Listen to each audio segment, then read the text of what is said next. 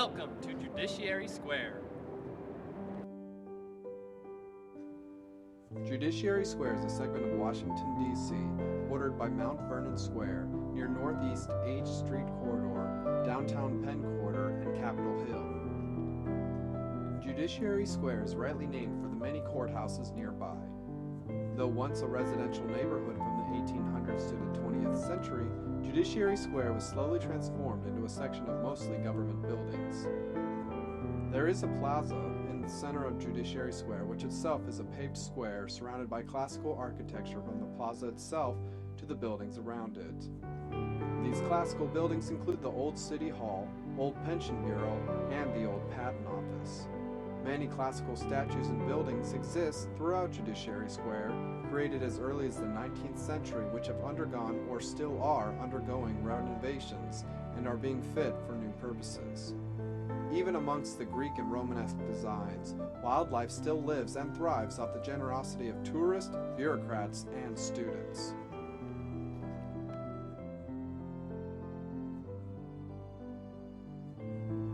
Here we have the old Pension Bureau, which as of 1980 has been repurposed as the National Building Museum.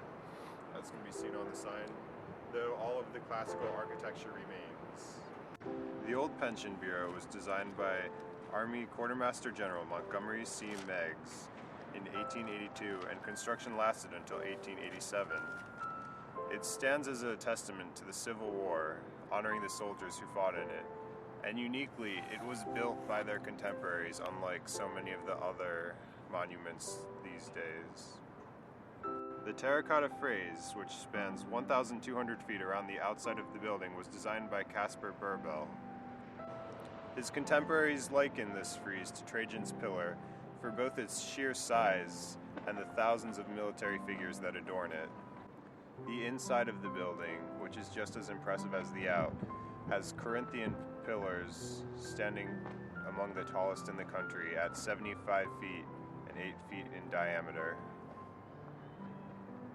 This building was designed to facilitate airflow, so on the inside there is a grid of arches lining the entrances of each and every office.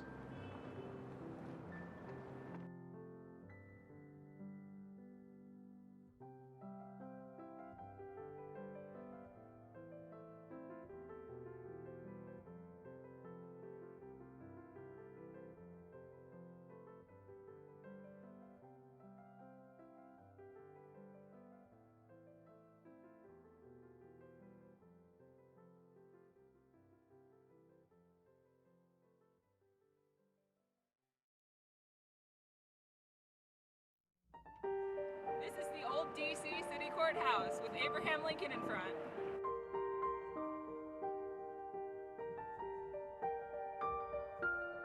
One interesting point about the old D.C. City Hall is that it does not have a dome.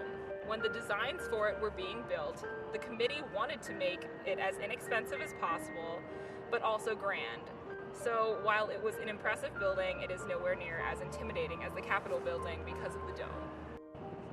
The architecture of old D.C. City Hall is done in the classical style with steps leading up to a grand entranceway and columns protecting the doors going inside.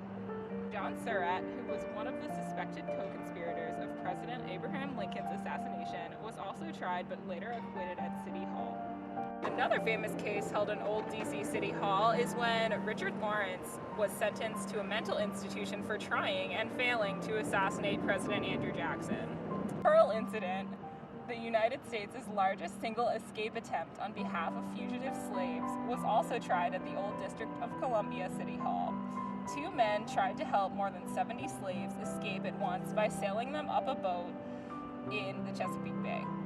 They were obviously caught, and the trial took place in the old D.C. City Hall. So apparently, if you try to assassinate a president, you're going to be tried here.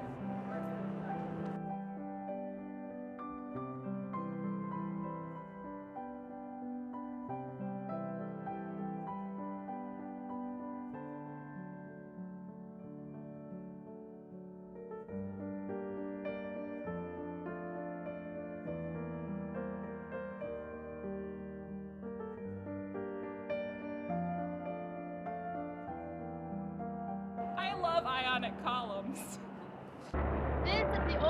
D.C. Patent Office. The old Patent Office building was constructed between the years of 1836 and 1868 under authorization for President Andrew Jackson. The building was constructed in the neoclassical style and is one of the finest examples of Greek Revival architecture in America.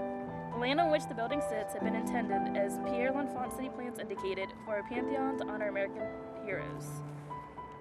The architects who oversaw the construction of the old Patent Office included Robert Mills, Ithiel Town, Alexander Jackson Davis, Thomas U. Walter, and William Parker Elliott. To become the pantheon L'Enfant envisioned, the Patent Office took on the visage of the Roman pantheon. Designed in the Doric fashion, the drum columns, topped by capitals, span the face of the building. We see the plain pediment, the triangular gable end of a roof, bordered by raking horizontal cornices. Third floor, known then as the National Gallery, housed historical, scientific, and artistic collections. Displayed in this gallery was the Declaration of Independence and the camp tent that George Washington used in the Revolutionary War. Congress gave ownership of the Patent Office to the Smithsonian in 1958. From 1964 to 1968, architectural firm Faulkner, Kingsbury, and Stenhouse converted the building into museum galleries. Following the completion of its construction, the Patent Office had many different uses. 1965 saw the building declared a National Historic Landmark. In January of 1968, the building opened to the public as the Smithsonian American Art Museum and the National Portrait Gallery. In 1877, a fire destroyed the upper floors of the north and west wings, destroying nearly 87,000 patent models. In 1917, 40 years following the fire, Department of the Interior Bureau began leaving the building, followed by the Patent Office in 1932, after only 92 years of existence. In 1953, the building was to be demolished in favor of building new parking lots, until President Dwight D. Eisenhower signed legislation to save it in 1955.